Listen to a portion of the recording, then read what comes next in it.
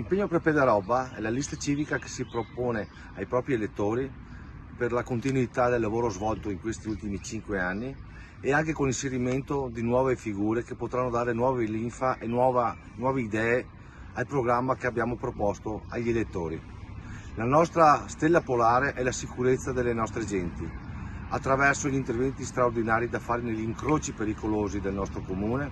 attraverso un piano Marshall di asfaltature delle strade dissestate del nostro territorio e soprattutto realizzare piste ciclabili e pedonabili idonee per la famiglia che possono collegarsi con le frazioni del nostro paese e con i comuni limitrofi.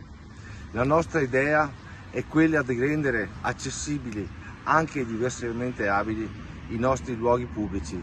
parchi e cimiteri, dando una svolta alla gestione degli stessi, cercando di ottimizzare l'economia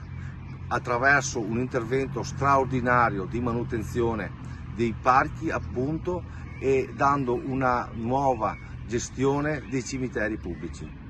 La nostra idea è quella di rendere il nostro paese più sicuro dal punto di vista della sicurezza in senso stretto, potenziando la videosorveglianza, soprattutto cercando di fare un collegamento diretto con le forze dell'ordine e dare sicurezza alle prossime generazioni del nostro paese, tutelando l'ambiente,